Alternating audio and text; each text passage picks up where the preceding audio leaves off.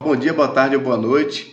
Vamos dar sequência aqui aos nossos estudos, tá? Acerca da disciplina Laboratório de Práticas Jurídicas, Labo 4. O tema da aula de hoje será uma petição de auxílio-doença, tá? Portanto, aí uma peça previdenciária, naquela hipótese aí que aquela parte requereu o benefício do auxílio-doença, tá? Perante o INSS, esse benefício, por algum motivo, foi negado e, eventualmente, essa parte precise contratar um advogado, vir efetivamente ao Poder Judiciário para pleitear o seu direito de auxílio-doença, tá certo, pessoal? Bom, deixa eu minimizar aqui um pouco, para que vocês consigam me visualizar e, ao mesmo tempo, visualizar também o plano de aula, tá certo?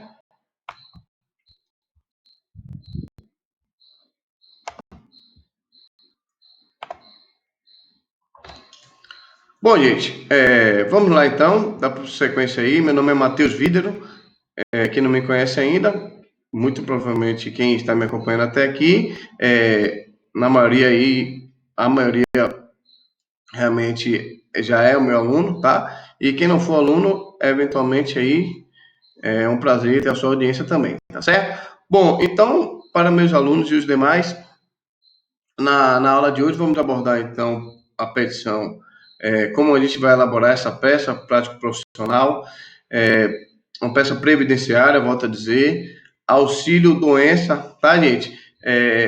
Vamos ver então os requisitos para a elaboração dessa peça, indicação de juízo, onde deveremos propor aí essa peça processual, qualificação das partes, fatos com os fundamentos jurídicos, tá? Pedidos, provas que o autor deve produzir para ter um êxito nessa ação, valor da causa e, ao finalização da peça, também apresentando um modelo para vocês da peça, prática profissional. Lembrando que eu vou passar o modelo de uma forma rápida no seu vídeo aí. Então, havendo interesse, você pausa o vídeo, analisa com calma essa petição, tá, gente? Tendo interesse também, envio para vocês aí que estão me assistindo, os que são meus alunos. Automaticamente eu irei enviar não só a peça, mas todo o esquema de aula e também das outras aulas que a gente já trabalhou até então. E quem não for meu aluno e tiver interesse de um modelo dessa peça e tiver interesse também do esquema de aula, sem problema nenhum, posso enviar para vocês com a maior satisfação, tá certo? Bom, então, peça prática profissional de hoje, gente, auxílio doença, tá? Então, a peça aí deverá ser proposta perante a Justiça Federal, tá? Então, peça essa que tem o condão de efetivar realmente aquela pensão, na verdade, aquele benefício previdenciário, tá? Aquele auxílio doença aí, para que a parte possa fazer jus ao seu benefício estabelecido em lei, tá certo? Bom, então vamos dar sequência aqui a essa peça, gente, de auxílio doença. Bom, quais são os requisitos aí legais para a propositura dessa ação, Matheus? O que a parte precisa, de fato, preencher para poder propor a ação de auxílio-doença? Gente, necessário aí para a aprovação aí, de uma sentença favorável, tá? Então, para a elaboração de uma peça exitória, a gente primeiro vai ter que designar ao juízo competente, tá? Qualificar a parte devidamente, assim como estipula o Código de Processo Civil, expor os fatos, claro, qual foi o motivo daquela petição, qual foi a enfermidade daquela parte, qual a doença que aquela parte autora tem, se aquela parte autora trabalha, se aquela parte autora não trabalha, se faz jus ao benefício, se tem carência, realmente aí tem as contribuições necessárias para tanto. Algumas doenças nem precisam de contribuição, tá, gente? Então, devemos propor o breve resumo, tá? Os fatos aí, como eles são, apresentando, inclusive, os documentos pertinentes para essa peça ter um êxito, tá certo? Nossa intenção aqui é fazer uma peça que tenha a maior probabilidade possível de ter um êxito na ação, tá?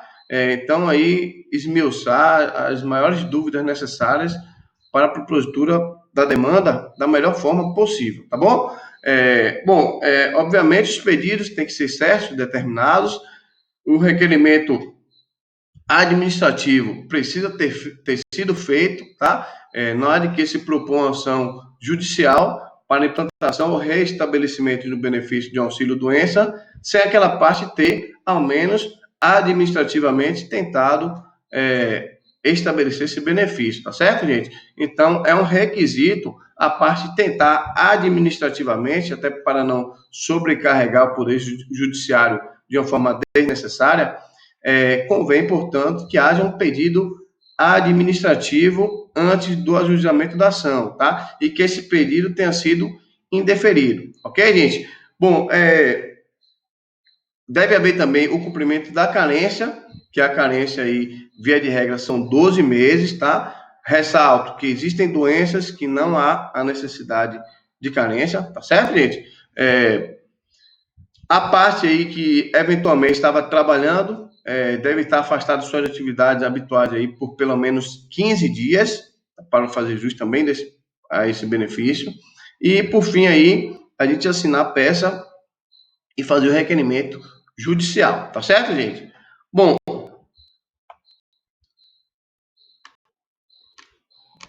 dito isso, gente, qual o juízo que nós deveremos endereçar nossa peça prático profissional, nossa peça de auxílio doença? Para qual juízo, Matheus, eu devo propor aquela demanda? Bom, gente, fato é que aquela demanda, primeiro vamos ressaltar aí a parte ré, quem deve figurar no polo passivo dessa ação, o INSS, tá? Instituto Nacional de Seguridade Social, deve propor aí, ou deve realmente aí ter essa ação proposta contra o mesmo, tá? Então, o INSS vai figurar no polo passivo dessa ação, uma vez que o próprio INSS tem o condão de estabelecer o benefício, tá? Tanto administrativamente como judicialmente, caso haja uma determinação judicial, tá certo? Bom, portanto, essa petição, gente, essa peça prática profissional, deverá ir logo no início, lá no endereçamento da peça, vocês vão propor essa ação para uma das varas federais, tá? Obviamente, vocês deverão fazer uso do juizado especial federal, caso o valor da causa não ultrapasse 60 salários mínimos, tá, gente? Então, preferencialmente, juizado especial federal, tá? Se naquela comarca não tiver juizado especial federal ou o valor atribuído àquela ação ultrapassa 60 salários mínimos, aí sim será uma vara federal, tá? Então, há de se observar, portanto, primordialmente, a gente vai ter uma preferência de ajuizamento no juizado especial federal. Não sendo possível juizado, então uma vara federal, tá certo? Então, portanto, em qualquer das hipóteses, a petição vai ser elaborada perante a Justiça Federal, sendo ela juizado ou Justiça Federal propriamente dita, tá? Em casos aí superiores a 60 salários mínimos. Tá, gente? Bom, assim como estipula o artigo 319 do Código de Processo Civil, a petição deve estar com a qualificação das partes, tá? Portanto, a parte ré é muito fácil de a gente ter acesso, o próprio INSS, e a parte autora com todos os dados possíveis que você puder aí apresentar já na petição inicial, tá? Então, CPF, endereço, se a parte tiver aí, eventualmente, já endereço eletrônico, tá? E-mail, fornece também, assim como estipula o próprio CPC. Fornece os dados também, se a parte tiver carteira de trabalho, é indispensável também que se faça, inclusive, a menção à carteira de trabalho, PIS também, se for o caso, gente. Quanto mais dado o advogado tiver aí na propositura da petição inicial, melhor será, tá? Melhor será porque aquele órgão pode evitar aí de confundir aquela parte com algum homônimo, tá? Ou seja, alguma pessoa que tem o mesmo nome. Então, inclusive, filiação é bom a gente colocar também na nossa petição inicial, tá? Assim como nos processos aí, nas petições trabalhistas, nas peças previdenciárias também, se você puder colocar, tiver acesso a essas informações, não são demais, tá? São muito bem-vindas, serão muito bem-vindas aí para o seu processo. Quanto melhor informado o seu processo, maior base aí vai ter aquele magistrado para poder deferir algum pedido da sua peça, tá certo, gente? Então, qualificação das partes, INSS, muito fácil de obter a qualificação, tá? Até na internet você consegue aí numa pesquisa simples.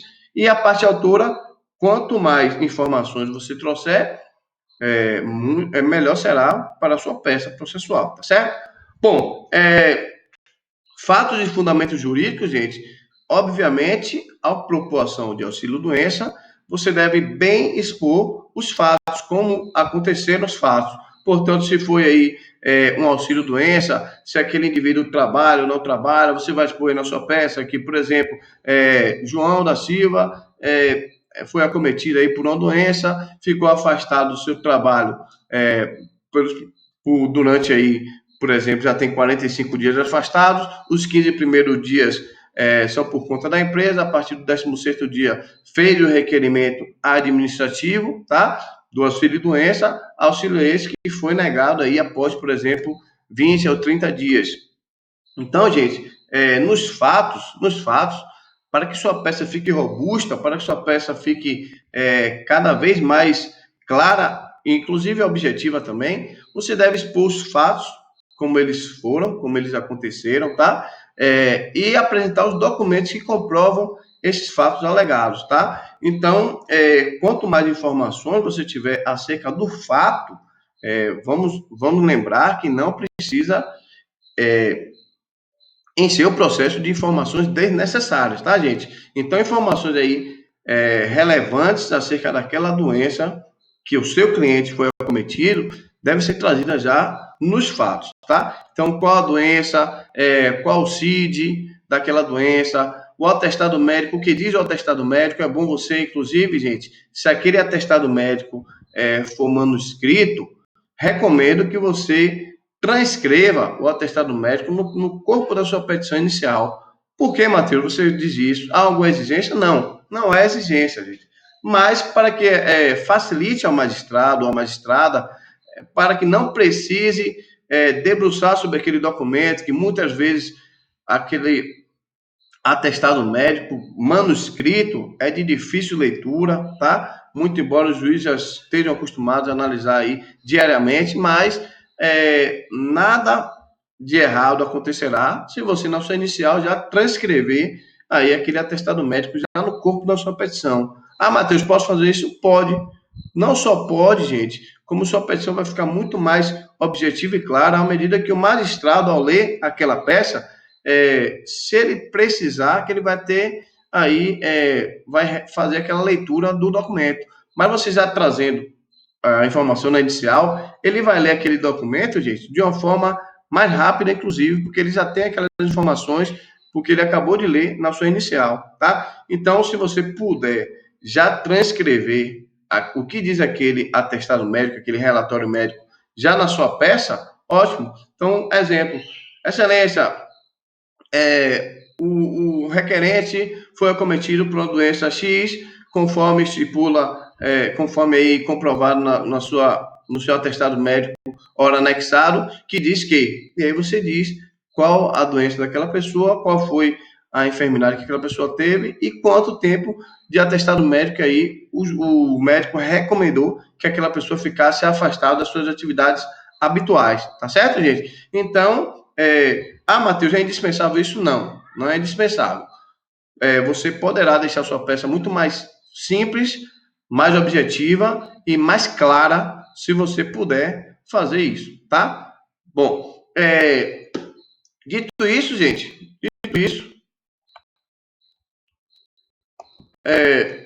quais são os fundamentos jurídicos aí para a propositura dessa peça prática profissional?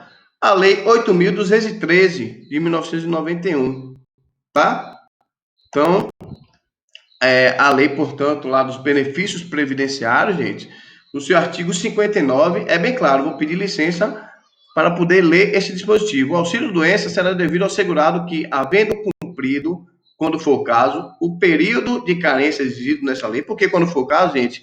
Porque em algumas hipóteses não há a necessidade de carência, tá certo, gente? Algumas doenças não há necessidade de carência, tá?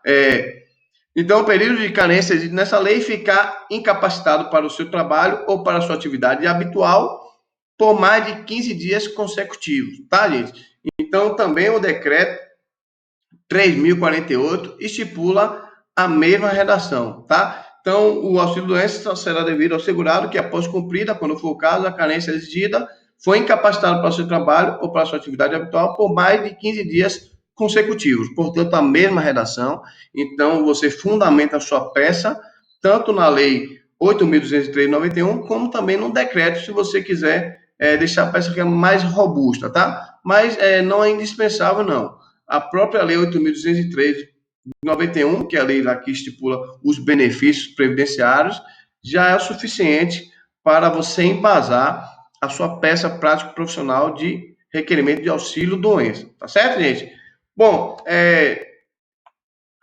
como serão os pedidos e as especificações desse pedido, gente?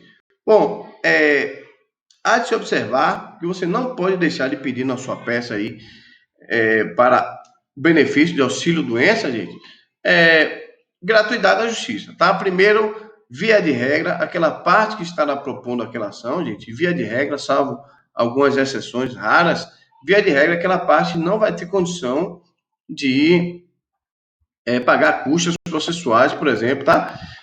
Custas processuais, honorários, etc. Então, convém aquele advogado já pedir para que a parte assine a declaração de hipossuficiência, tá? Que vai ser um dos seus pedidos à gratuidade da justiça, tá, gente? Então, para você deixar esse pedido mais robusto, você junta aos autos aí aqueles documentos que comprovam aquela necessidade da gratuidade, tá? Quais são os documentos, Matheus?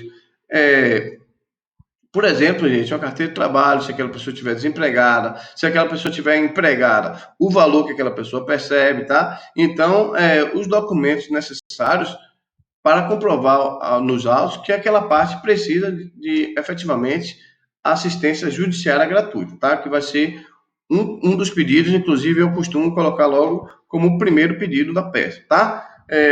Citação do INSS, tá? Para querendo contestar aquela ação, sob pena aí dos efeitos da revelia, gente, porque o INSS que deve figurar no polo passivo dessa demanda, tá? A verbação no período que o benefício não foi concedido, tá? Por que isso, gente? Para que seja computado o tempo de contribuição, tá certo? Condenação do INSS também para conceder aquele benefício, auxílio-doença, tá, gente? E também para que pague todo o período retroativo. Gente, muito importante.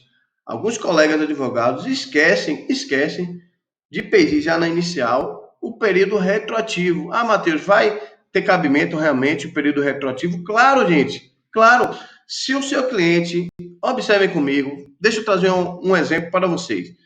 O cliente te procura, vamos hipotetizar aqui o nome, João. João da Silva te procurou, na qualidade de advogado ou advogada. Fala, doutora, eu fui acometido por uma doença, tá? Fui acometido por uma doença, sempre contribuí para o INSS, portanto, estou em dias com contribuições, tenho as 12 últimas contribuições, por exemplo, estão aqui. Fui ao INSS, tá? Em janeiro de 2020, observem, vamos colocar um tempo até mais real, já que eu vou dar um exemplo de 6 meses. Então, eu estive lá em janeiro de 2019, tá? Janeiro de 2019, e fiz o requerimento, doutor ou doutora, fiz o requerimento administrativo, comprovei, apresentei atestado médico, tudo. Esse processo ficou aí sob análise durante 6 meses. E aí veio a decisão do INSS indeferindo o meu pleito, tá? Então, não concedeu o meu benefício, fiquei, portanto, 6 meses, desde quando eu pedi até agora, que eu estou procurando o senhor, Desde então, sem receber nada, sobrevivendo com a ajuda de parentes, já que eu não posso trabalhar e não tenho dinheiro para me manter. Bom, gente, se aquela pessoa fez o requerimento administrativo em janeiro de 2019, chegou em junho de 2019, portanto, 6 meses depois, essa pessoa te procurou para, na qualidade de advogado ou advogada, propor ação para implementar esse benefício. Ora, se passaram 6 meses, esses 6 meses, gente, na sua petição inicial, devem ser já pedidos ao final da peça.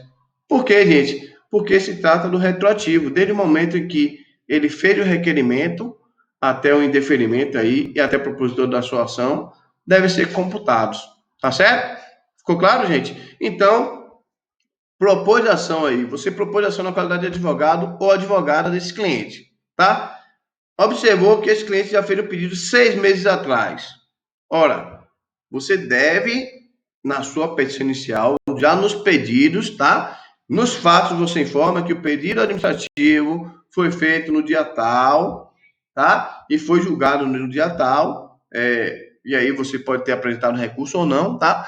Mas o importante é que esse pedido foi feito e foi indeferido, tá, gente? Então, já nos fatos você menciona quando foi pedido, quando foi indeferimento, e lá nos pedidos, lá no final da sua peça, vocês aí reiteram, fazem o pedido, tá? E desde quando você quer esse benefício que seja computado, tá? Então, desde quando vai ser a data, o marco inicial, gente, a data do protocolo que seu cliente fez lá do pedido administrativo para estabelecimento da pensão, do benefício do auxílio doença, tá certo?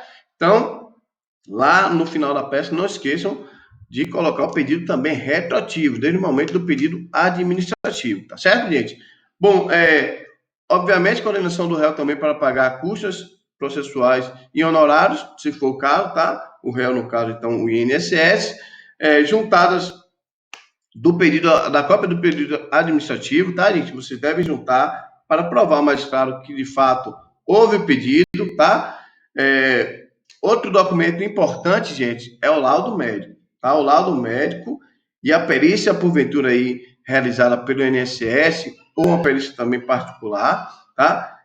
Deve ser juntado ao processo também, bem como todo o histórico médico. Por quê, Matheus? Para convencer o magistrado, tá? Que se for no caso da perícia aí realizada pelo INSS, que foi cumpridas as etapas necessárias, tá?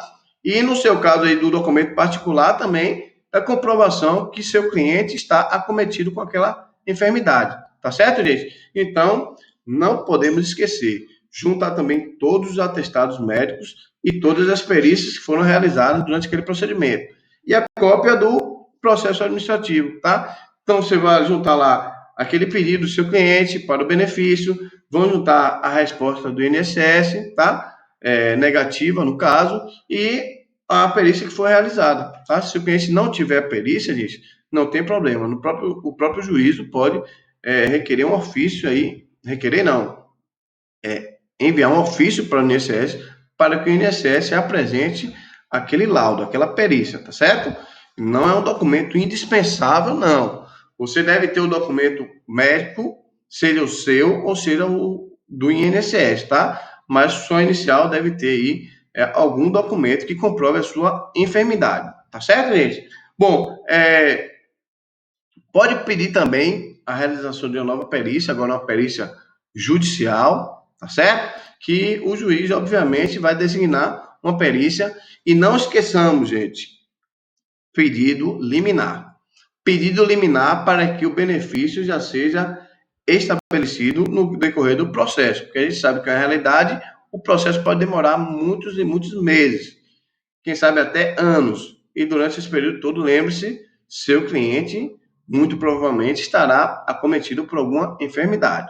Tá certo, gente? Então, convém pedir uma liminar para que esse benefício, tá? Esse auxílio doença já seja implementado. Tá certo, gente? Bom, quais são as provas, Matheus, que eu preciso juntar nos autos para que meu processo tenha um êxito?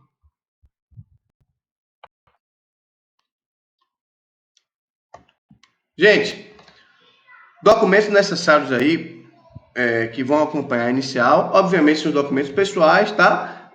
Requerimento administrativo indispensável, tá? Junto com o seu indeferimento. Então, se você tiver a cópia do processo todo, é melhor ainda, tá, gente? Hoje você coloca tudo em arquivo PDF, vai tudo em um arquivo só, gente. Não tem maiores dores de cabeça, tá? Então, tranquilo de se providenciar esse documento. Laudos médicos, quanto mais informações médicas você tiver que comprove a sua alegação da inicial, melhor para você, tá certo? E melhor para seu cliente, consequentemente, tá? Então, obviamente, nesse laudo médico vai estar comprovando o período que seu cliente teve aquela enfermidade, tá? E o período que ele precisaria ficar em repouso, podendo inclusive ser por tempo indeterminado, tá? Lembrando, gente, que caso seja deferido o auxílio médico, a cada 3 meses, tá? A cada aí, portanto, 120 dias, ou a cada 90 dias, a parte vai precisar comparecer, fazer um novo pedido administrativo para que o benefício continue, tá, gente? Então, lembre-se, sempre que aquele pedido for deferido, a parte precisa novamente aí fazer aquela renovação do benefício, tá certo?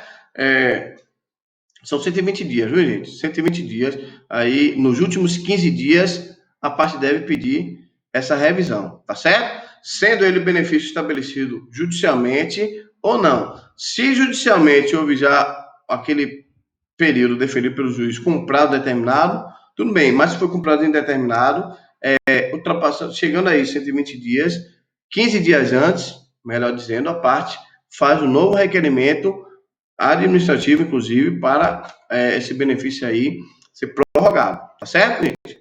Senão pode ser suspenso o benefício após esse período, tá bom? Bom,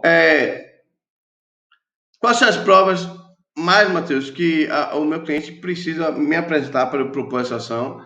Bom, os documentos comprovando as contribuições, tá?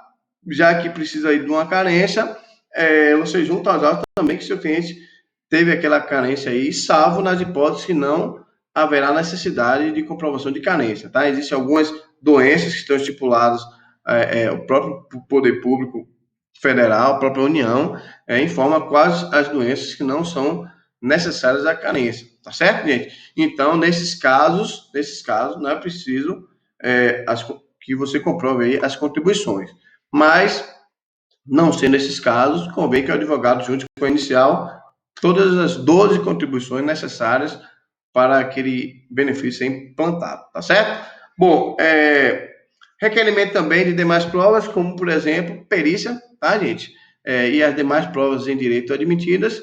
E, finalizando aí, o valor da causa. Gente, o valor da causa, uma ação de auxílio-doença, vai ser o valor daquele benefício, tá?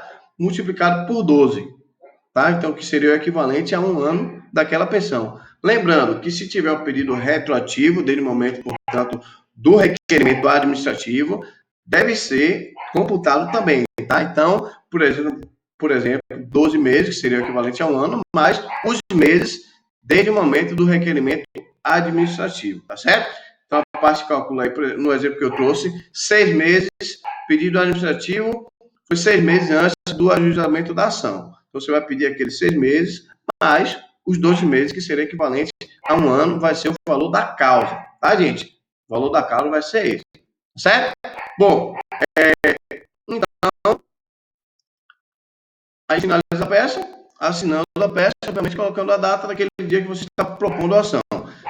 Vou passar agora o modelo da peça, tá, gente? Um modelo de uma forma bem rápida, objetiva, para que a peça não fique, para que a aula não fique muito extensa. Estamos chegando aí a 30 minutos de aula. Havendo a necessidade, vocês pausam o vídeo para analisarem aí essa peça, tá certo?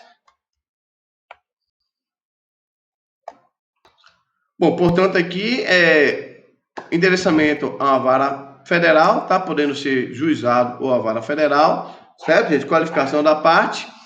Ação aqui previdenciária para a constituição do auxílio-doença com posterior conversão em aposentadoria por invalidez. Por quê, Matheus? Porque a peça, gente, aquele auxílio-doença, Quando ele encerrar, ou ele vai virar auxílio, na verdade, uma aposentadoria por invalidez, ou aquele indivíduo vai ficar apto a voltar a trabalhar. Portanto, ele vai perder a condição de beneficiário do auxílio, tendo em vista que ele já se encontra apto, ele melhorou, tá? Então, ele já está curado para praticar aqueles atos que ele não poderia eventualmente praticar, tá? Então, existem duas hipóteses.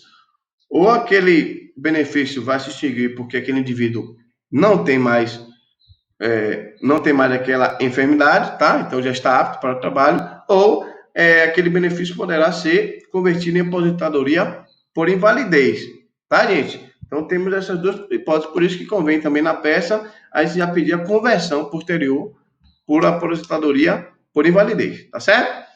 Bom, parte ré vai ser o INSS.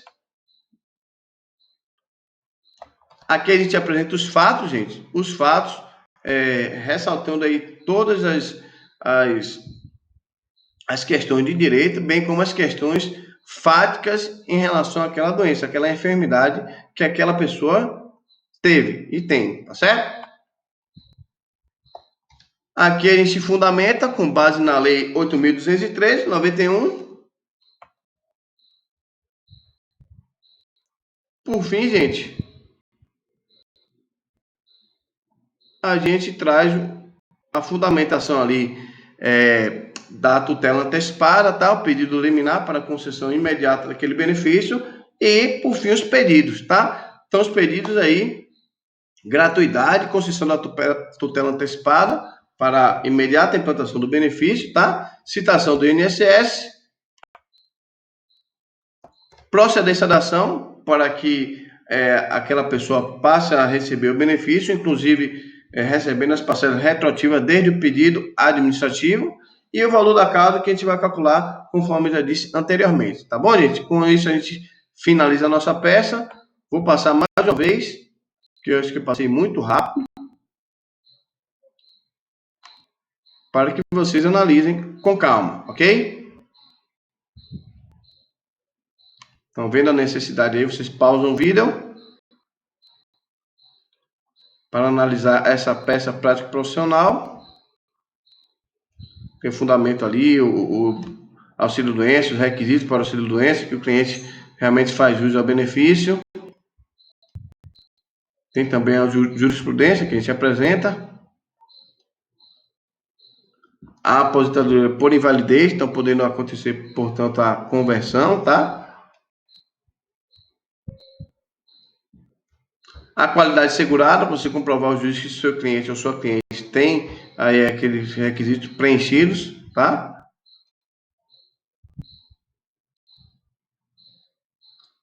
Fundamentação para antecipação da tutela, gente.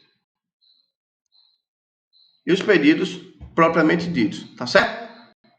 Então, com isso, a gente encerra mais uma videoaula com a peça no dia de hoje, auxílio doença, tá certo? Fico à disposição para eventuais dúvidas, críticas ou sugestões, sobretudo dos meus alunos que estão me assistindo.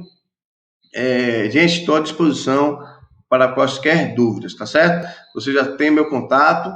Para quem não tem ainda, Matheus Vídero é o meu e-mail. E minhas redes sociais, Matheus Vídero. Tanto o Instagram, quanto aí o Facebook, tá certo? Não hesitem em entrar em contato comigo havendo alguma dúvida. Fico à disposição de vocês inteiramente, tá certo? Muito obrigado. Até a próxima oportunidade, se Deus quiser.